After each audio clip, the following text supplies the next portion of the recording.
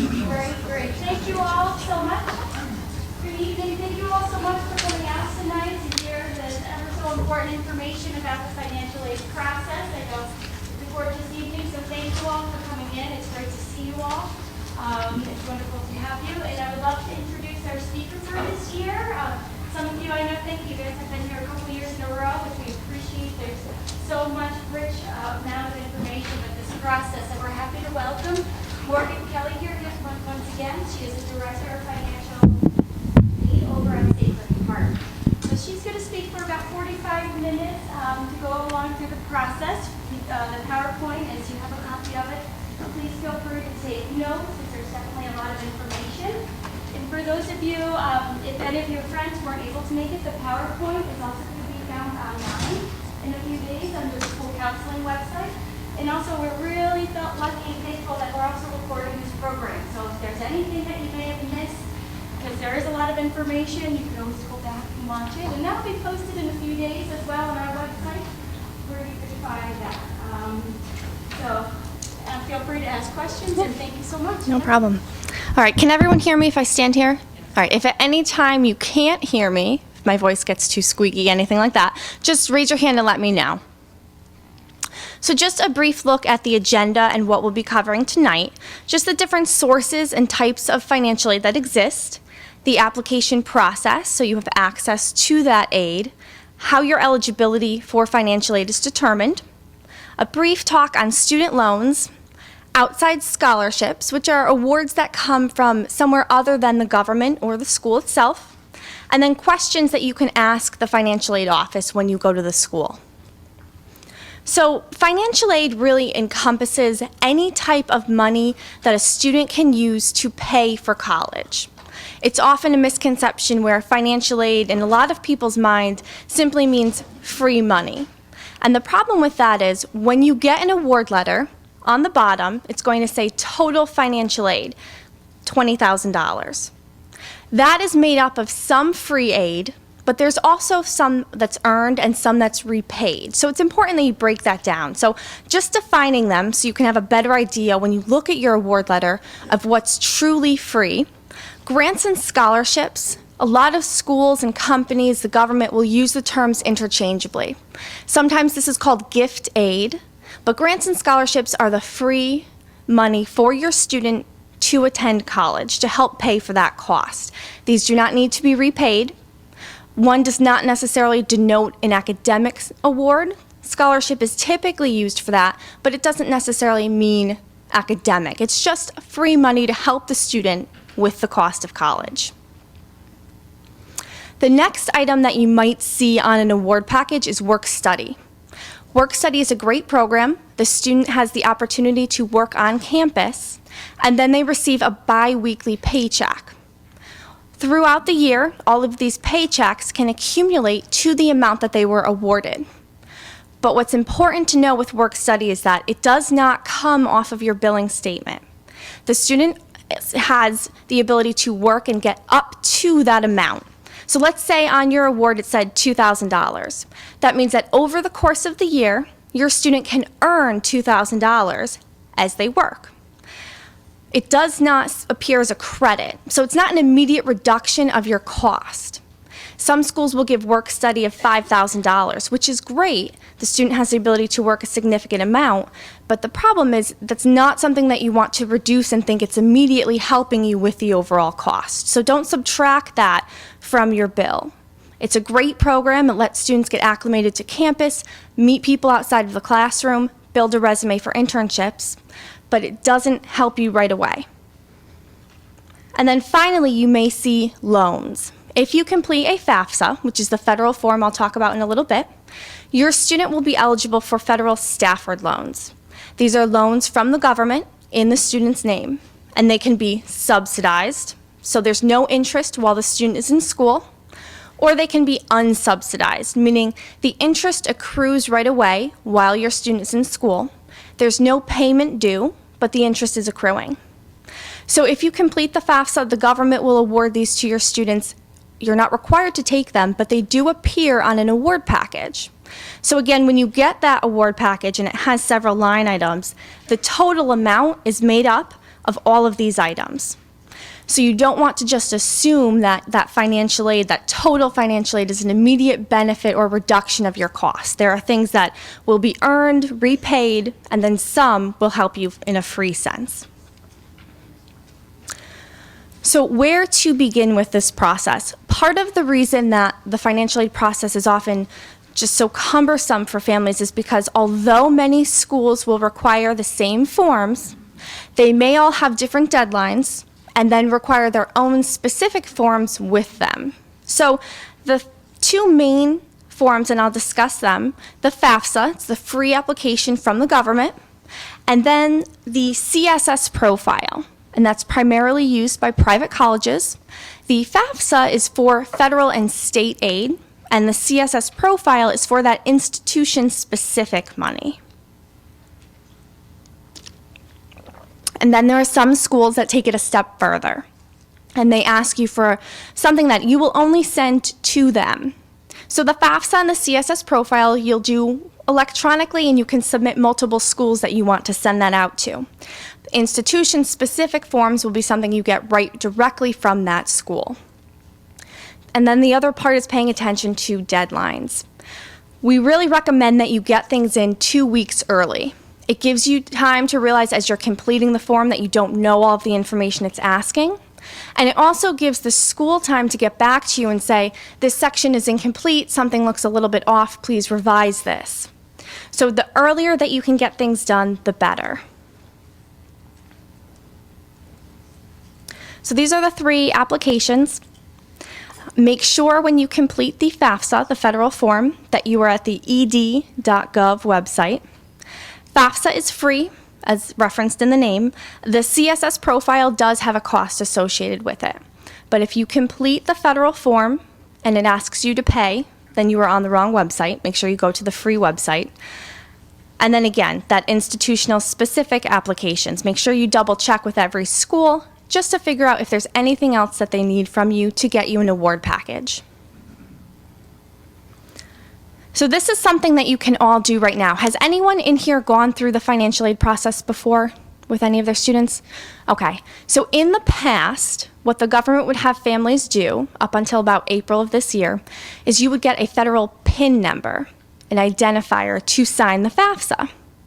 They changed it this year to a federal student aid ID.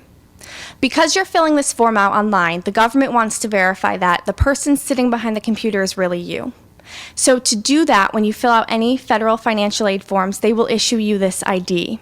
It's a username and password, like most accounts nowadays, but you have to go in and create it. So the website that you do that is on here, fsaid.ed.gov. At least one parent needs this. Only one parent is required to sign the federal form. I would recommend that both parents get this. It can take up to 3 days for the government to issue this to you. Once you submit your information, they check everything with the Social Security Administration. So there can be a delay. You don't want to wait until the night before your forms are due. And then the student needs one as well. The student has to sign federal forms also, so they will need their own ID.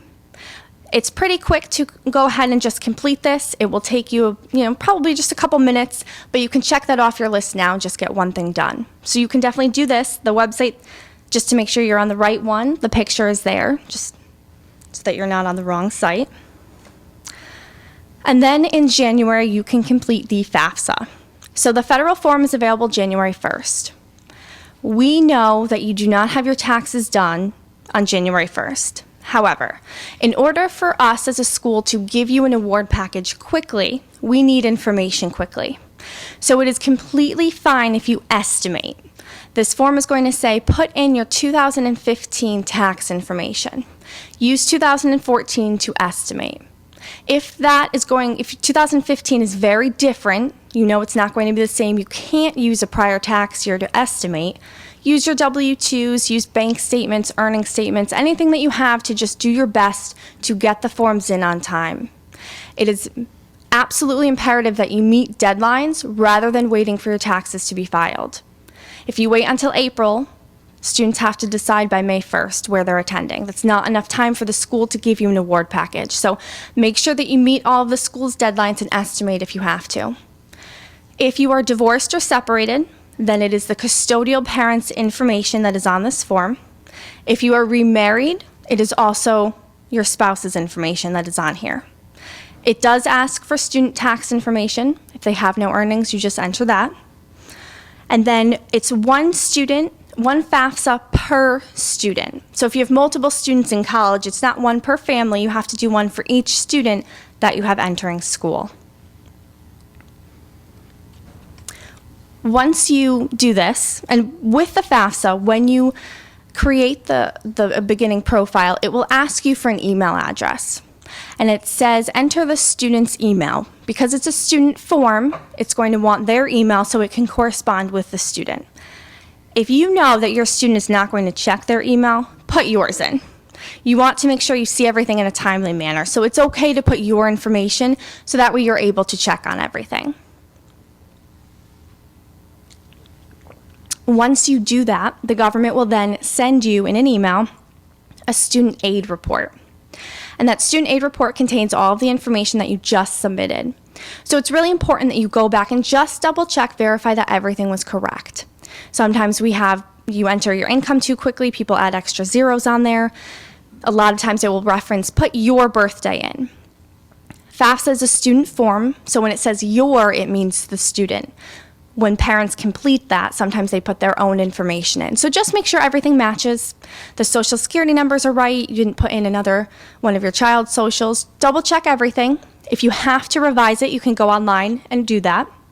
And then hit submit and send those corrections. What the student aid report will also say is if you've been selected for verification. Because this is a self-reporting form, the government selects people to be verified, meaning that they will then have to send tax information to the school to make sure that the information that they put on FAFSA matches with the taxes. What's really key here is that your award package is not finalized until verification is complete. So if you were selected, you need to get your information and your taxes done as quickly as possible. You don't want to commit to a school with an award package that may change on you. So when you look at the student aid report, it will say if you've been selected, and then all of the schools will know the information you have to submit, and they'll let you know that. So just be very aware of that. The CSS profile is very similar to FAFSA in the sense that it will ask for your financial information, but it's a little bit more comprehensive. Basically everything but your blood type is what they'll ask for on that. So you just want to be prepared for it. Sometimes with this profile it gets overwhelming because it's used nationally. So it will ask questions like how much farm income do you have? You may not have a farm, just put 0 in it. The skip logic isn't always there for these forms. So even if it doesn't apply to you, just put 0 and move on. That way you are able to complete the form. It's just used across the board, and so where it applies, they don't remove that when you put your state in. You can complete this form right now. So this is available as of October 1st. Again, it's mostly just private colleges that are looking for this because that's how they give out their institution-specific money. And again, we know it's still 2015, your taxes are not done. Go ahead and estimate. If any of your students are going to apply early decision, then most of your schools will want at least this form. That's how they give you an award package prior to the FAFSA being available. Same thing with the FAFSA, it's the custodial parent's information. However, most schools will also require a non-custodial profile, which is another form that the non-custodial parent will complete, something that FAFSA does not ask for. So before I move on to the next part, does anyone have questions on the forms that I can help you with? Just while it's kind of still fresh in your mind? Go ahead.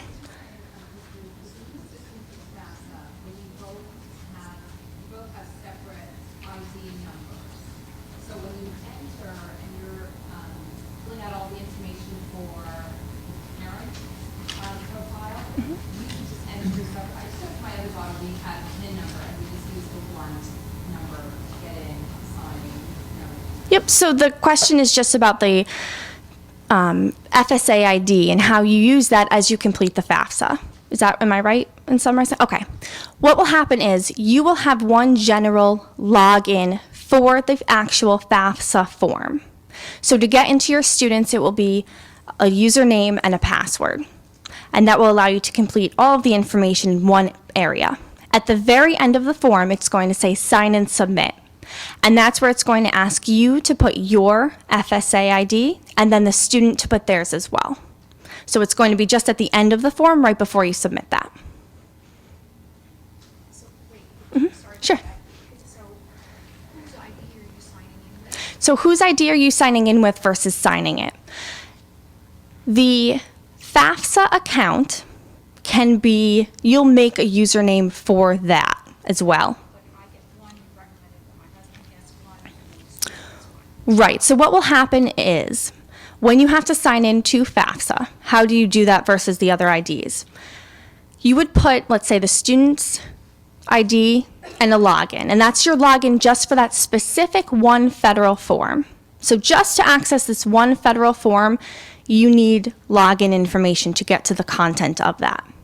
To sign the form to verify that you're you, that's when you use that separate FSA ID. This FSA ID is something that you'll use to sign any federal form. So rather than having to sign something on paper and send it back to the government, they have you enter this ID at the end, verifying you are you and you're signing that all the information is correct. To log into the actual federal form, you can create an account on your own, just in your separate from that. It sounded like you said sign in with the student's ID. Right, so I sign with my ID to verify that this is my financial information. But when I sign the form, it's before I submit, then I have to put in my ID. right, I'm trying to think of a way that I could explain this a little bit better. So let's say there's one is a login, so username, password, to get into the form, just to gain access to that form. Use the student's username and password. Right, at the very end, when you sign the form and you're verifying everything I put on here is accurate, those are the IDs. So the first step of getting to FAFSA is a login, the same way you would log into an email or a bank account. It's login information. How many of those do you need? Just one. Yep, one FAFSA per student. And that's where you have your just login information. At the end, when you sign it, that's where you put the ID section. And that's what you need one for each person, correct. That's what you need, one for the parent and one for the student. I'm confused about it. I have two students Mhm. now. My youngest is going to college next year, and I have to fill out a FAFSA for each. I thought all that information. Right, so if you have two students, you really have to do a FAFSA for each, and you do. Yeah, it does not, even though your information as a parent is going to be the same, they still require that you go in and do two separate forms. They don't link them. Go ahead. Just to be clear, Mhm. so you said we can get the ID and the password now, but the form's not available till January 1st? Right, so the federal ID, because you will use that to gain access to any federal financial aid form, document, student loan, that is available right now. You can get that. The actual FAFSA form for next year, the year your students are entering school, will be available in January.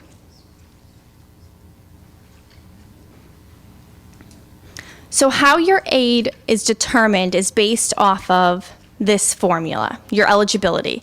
It comes from the cost of education minus your expected family contribution. That's what you're eligible for in financial aid. So because these have a little bit more of a different meaning with financial aid, I'll define them. The cost of education is the direct charges on your bill. So room and board, if your student is on campus, those tuition charges. But it's also made up of indirect charges. So books, if your school requires a laptop. If your student goes to study in California, that plane ticket is part of the cost of education. The money that's going to require them to get an education at that school.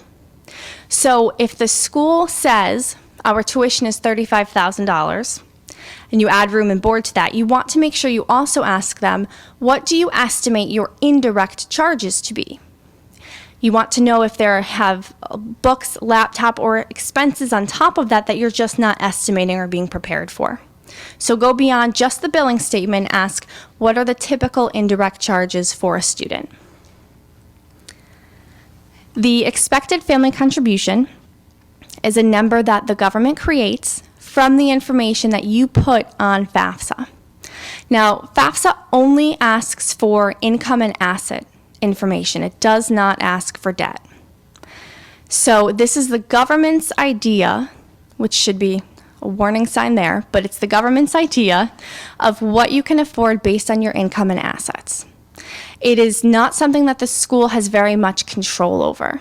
If you put in your information in 2015 and then 2016 happens and you lose your job, you should contact the school so they can try to make changes to FAFSA to make it more reflective of what your 2016 year is going to look like. But beyond any circumstances such as job loss or an illness, the school is not able to manipulate this. So it's given to them, the school, from the government. And it's, again, based on the information you put on the FAFSA. So it's part of why it's very important that you review that student aid report they email you. Make sure the information you put was correct. Make sure that you put your earnings in your section, not in the student section as well as your section, and duplicate that. So just really double check that. So part of the reason that financial aid packages will vary greatly from school to school is very basic. Schools all have a different amount of money. What Sacred Heart has is not the same as what Yale has. So our ability to give aid is just not at that same level. But you'll also see different awards because of that calculation. The cost is going to be different in every school, so your eligibility can change. So in this example, you're eligible for $20,000 more at a private school because the cost is much greater. Your expected family contribution, that number that the government creates, is specific to you no matter what school you attend. So community college, public or private, it stays the same. It is solely based on what you put on that form, not the cost of the school. Your eligibility can vary because some schools are more and some schools are less. So that's why you'll see different eligibility at different schools. Their cost drives a portion of that. So to fill that gap, when you have that calculation and then there's something left over, that's where financial aid comes in. And when we talk about the free financial aid, those grants and scholarships, there's two different types. One is need-based. So need-based means that when that calculation happens, you have a remainder. There's a need left to make the school affordable to where it's going to fill your expected family contribution. With merit-based aid, that means that it is given to the student regardless of need. The student earns that through academics, through athletics. At Sacred Heart, if you're in the band, we have a grant. Doesn't matter what your need is, it matters that you participate. So those types of grants. The reason that this is important is because your EFC is based on your FAFSA, which is based on income, and your income can fluctuate from year to year. So therefore, your eligibility for financial aid can fluctuate from year to year. So if you have a better year than you had anticipated or than the year prior, your EFC goes up, so your need goes down. Which means if you have need-based financial aid, the school may take that away because you had a better year, you earned more money, now you don't demonstrate as much of a financial need. Merit-based financial aid is based on the student participating or based on getting a specific GPA. So the onus is there on the student to maintain that GPA, to keep participating. It's easier to plan for 4 years, and it's much more predictable where the school's not just going to take that away. So it's important when you get your award and you see and break it down, what's a scholarship and a grant, you go a step further and ask them, is this something that will change every year? What are the requirements of these grants? So an example of an award package, the school would start, your expected family contribution is $10,000, like the example. You have $24,000 worth of need. The government will offer all students that complete a FAFSA the Stafford loan for $5,500. So they'll put that on your award package. And then we'll say they offered $1,500 of work study. The school comes and they give a grant of $17,000. So in this example, you have $24,000 worth of financial aid, which means that your need, that remainder after the cost minus your EFC, that $24,000 has been filled with financial aid.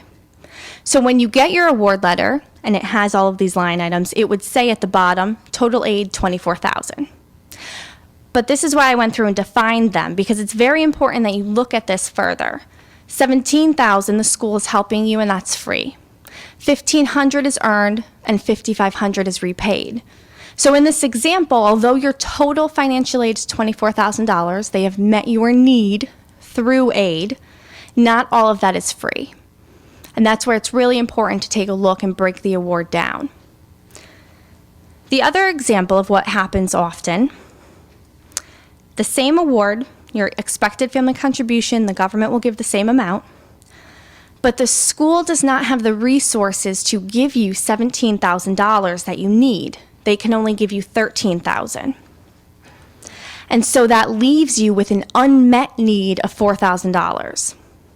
So even though the government says, we expect that you pay $10,000 a year, you may pay significantly more than that if the school does not have the ability to fund you to a higher degree. So a lot of times I'll meet with parents in July and they'll say, I did the FAFSA, I saw my EFC, I knew I could make that happen.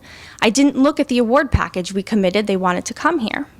In an ideal world, that would work, but it doesn't.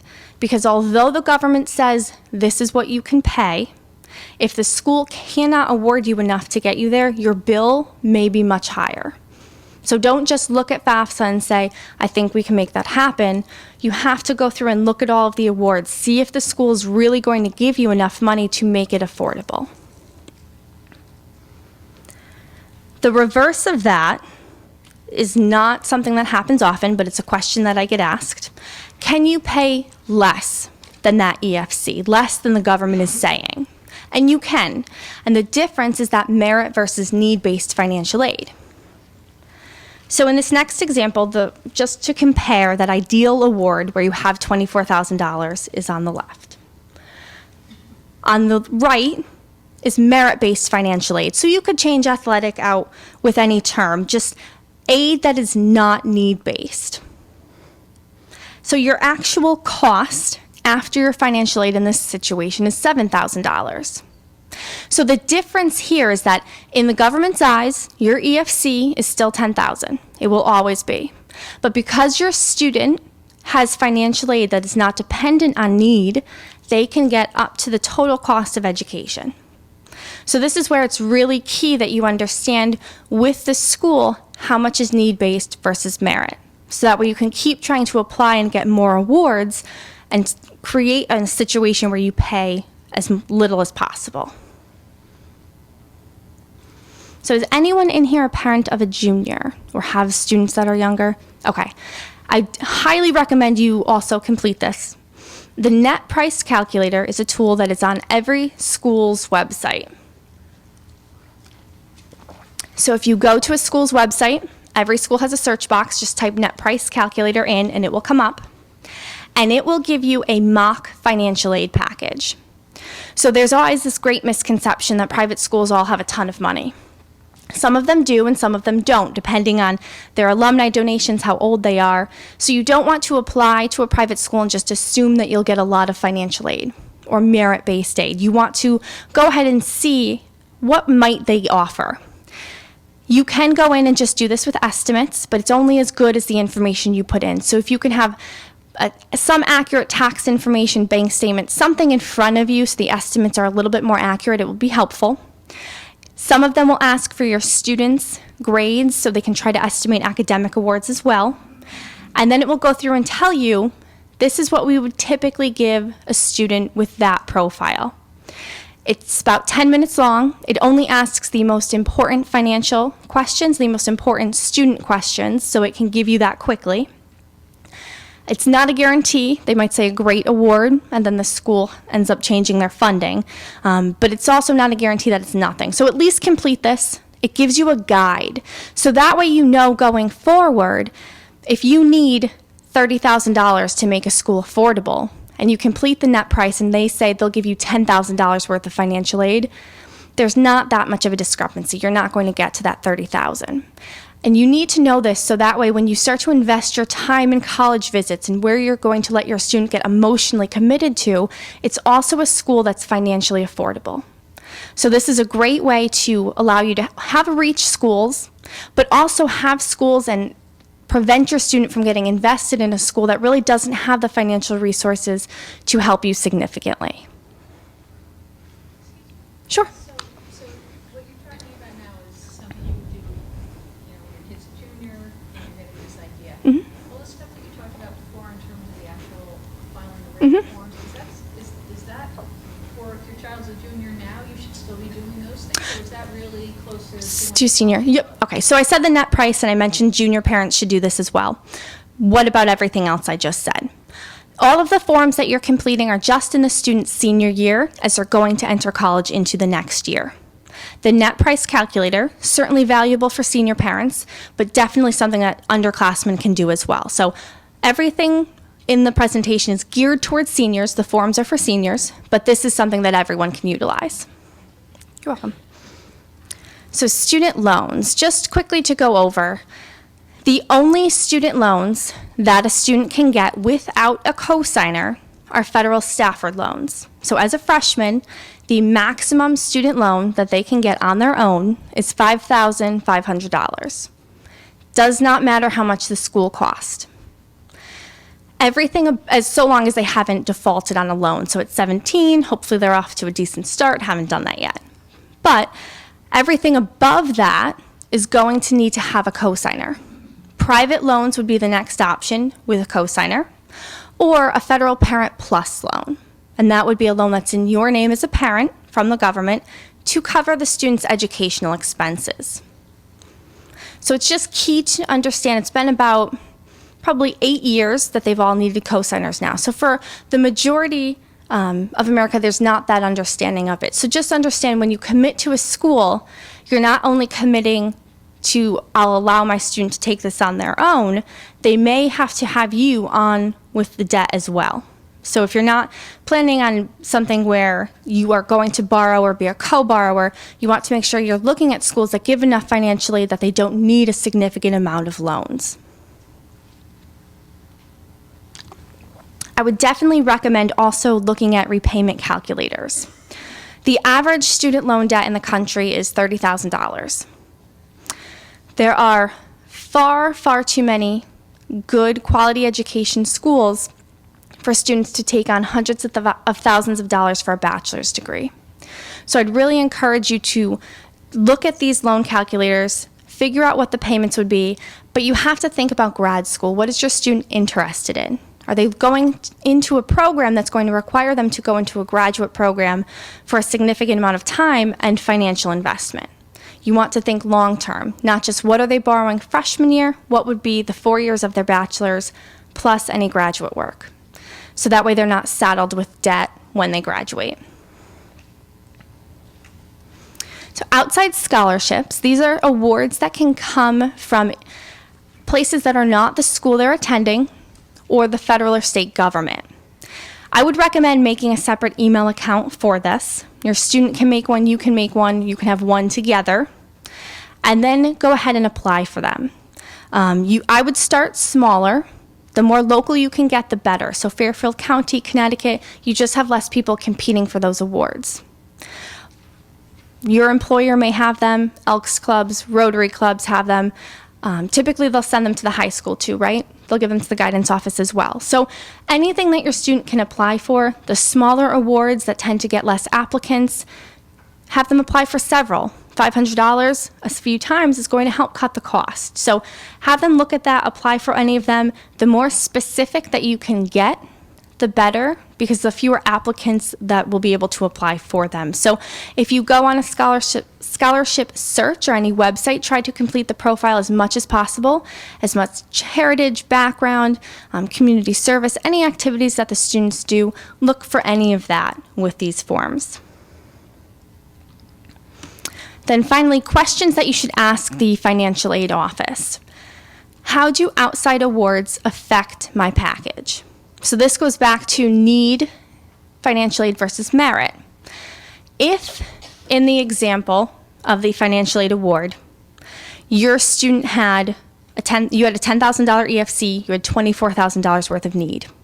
If the school gave you a need-based grant for $24,000, and then you won an outside award for $2,000, many schools would decrease that need-based grant to $22,000 and put that other $2,000 in there, because otherwise you would be over-awarded.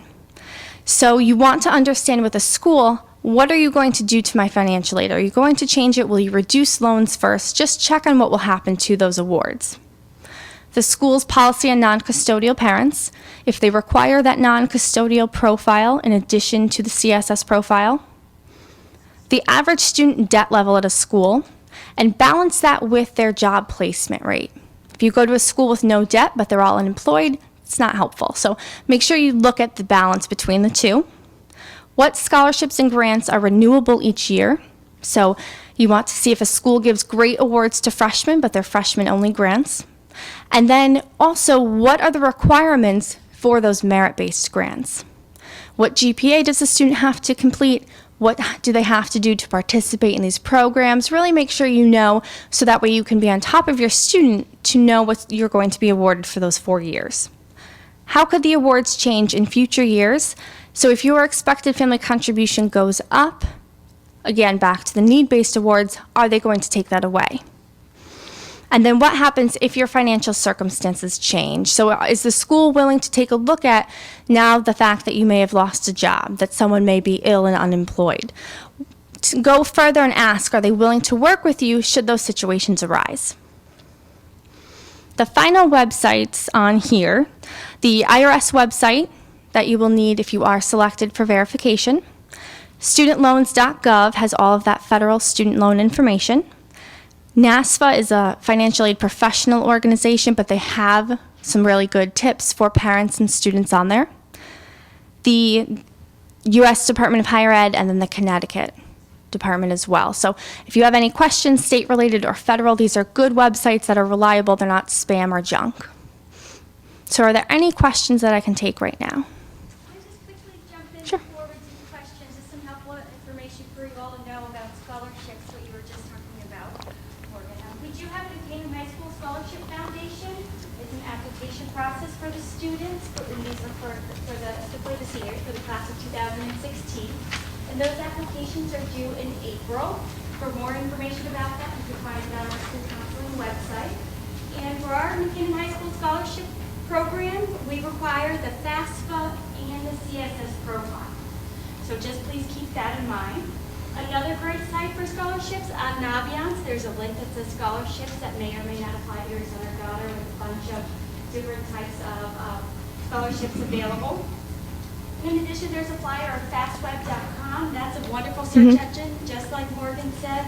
You could type in, if you have an uncle that's a firefighter, they're going to send you some scholarships. It's really exciting. And also really important to remember, any sites that you see online, any search engines like fastweb.com, they're free. Please don't pay for any of the search engines, because unfortunately, there are a lot of sites that say that there's a fee. So always make sure it's free. Go ahead. Sorry if I already asked you this before, but what is the Family Help Award? The Family Help Award? Yeah. Where have you seen it? University of California, San Diego. Okay, so what is the Family Help Award from University of California? All different schools are going to title their awards differently. So that's just something very specific to their school. There's not a federal grant with that name. The federal grant would be the Pell Grant or the Supplemental Education Grant. Everything else that comes with a name specific is typically only related to that school. So it's just something that they give out in a way to help families. So it's just from them specifically. Go ahead. The net price calculator, what website is that on? So what website is the net price calculator on? That's on every single school's website. Yep. So just type into that school-specific website, net price calculator. And every school has their own, so that way it's based off of their own specific financial aid awards. Is that tool then take into account your EFC?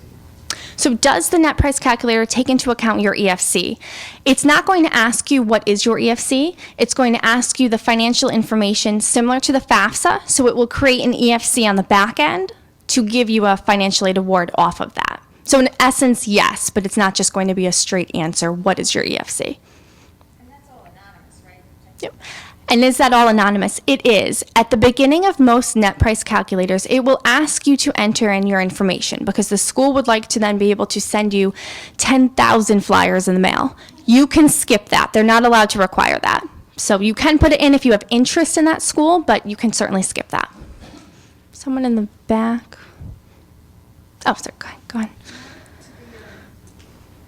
Merit-based Mhm. scholarships.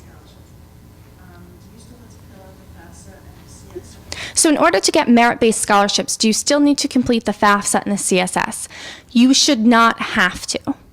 Some schools may require it for unknown reasons, but 99% of schools for any type of merit aid will not require it. They should not because it's not based on that information. Get accepted to a school, so you have a chance to still get a merit. Yep. So if you don't apply for any financial aid through the forms, do you still have a chance at schools to get awards? Merit-based, right, awards. Most of the schools you do. So for example, at Sacred Heart, if you fill out no financial aid forms, but your student applies, we look at the common application that they supply, and if they're eligible for an academic merit award, we will give that to them. However, I would suggest that you still check on every school's website because some of those institutional specific applications are for academic awards. So even if you don't do a FAFSA or complete a CSS profile, some schools, in order to be eligible for any type of merit awards, still want you to complete a form with them. It may not ask you financial information, it just might ask more information about the student, but they may have their own form for you to complete. But you should not have to do the financial related forms for them.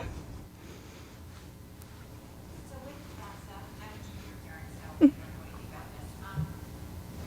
Do they take into account if you have 3 children, even though one's entering, like, when they look at your ability to pay, long-term? Yep.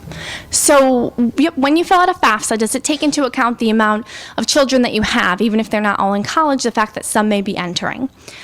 FAFSA takes a look at your family size and the amount of money that they believe it would take to support that family size. They don't consider the fact that they may then be entering school later. They just look at the family size. If you have 2 in school, they do take into account the fact that you have 2 in college. But in terms of just students not in college, it's only family size. Okay. You mentioned the student loans, the 5. Yep. Non-co-signer. Yep. $5,000 or something. Is that like annually 5,000 or is it total 5,000? Yep. Sure. So I had mentioned that all students get those federal Stafford loans. Was it just $5,000 once? Was it annually? How does that work? Freshman year, your student is eligible for $5,500. Sophomore year, it's $6,500, and then junior and senior year, it's $7,500.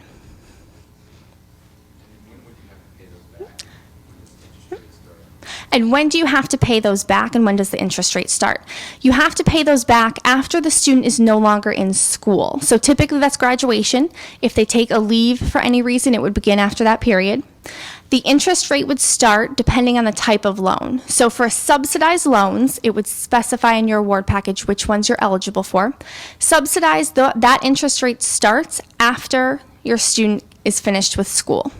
The unsubsidized loan, it starts right away to accrue interest. Payment for both is not due until they're no longer in school. Is there a advantage,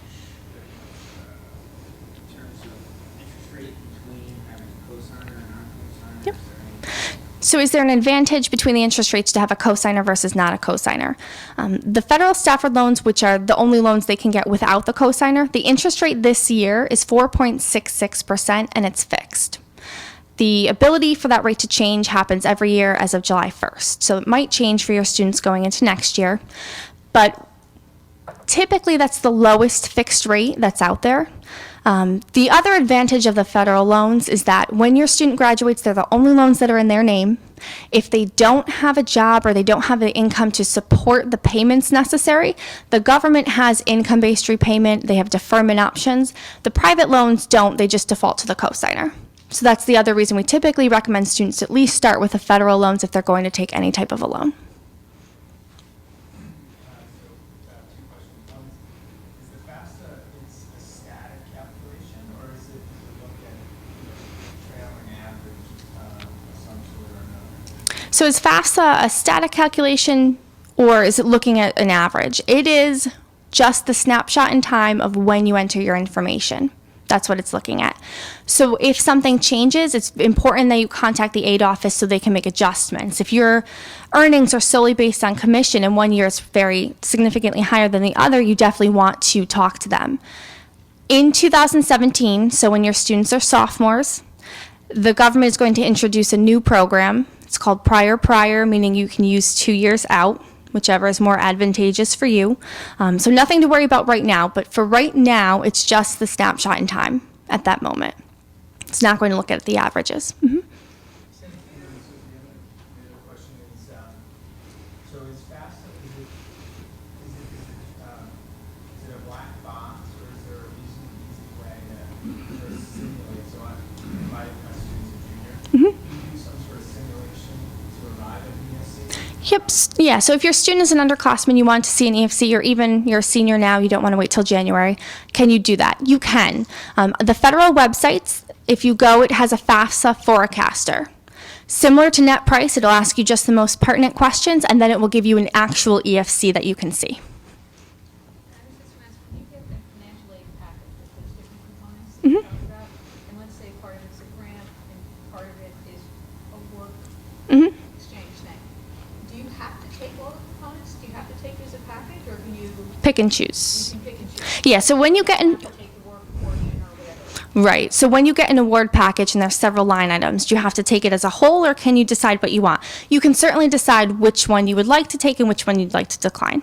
Mhm.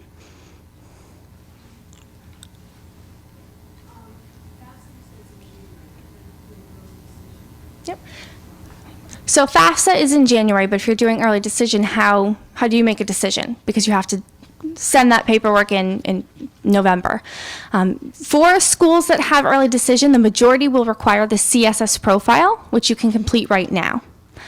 If they don't have that, most schools have a deposit deadline for early decision of the middle of January, meaning that you could, if their idea could be, submit the FAFSA on January 1st, we'll give you an award, and then you have a week to decide.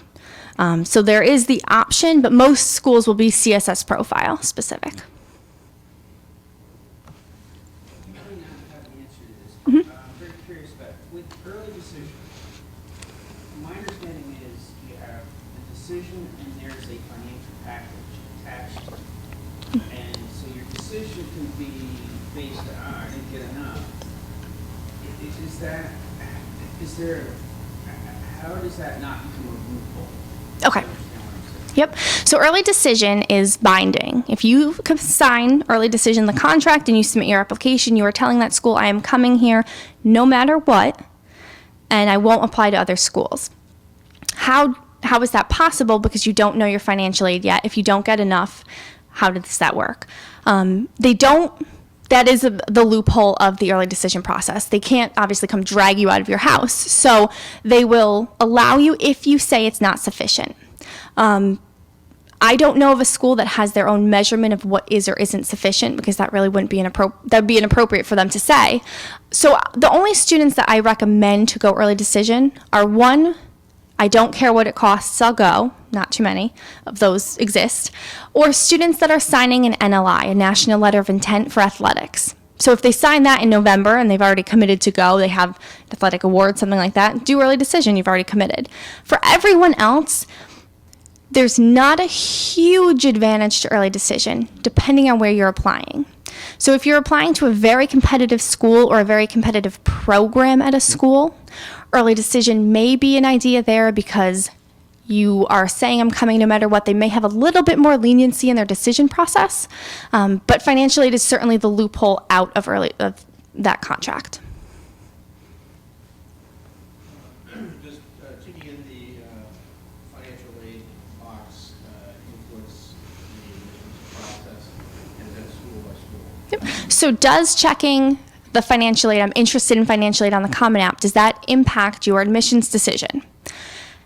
The majority of schools are need blind. So what that means is they don't look at finances to admit students. We don't care what you earn, you're going to be admitted based on your academics, and we'll take it from there.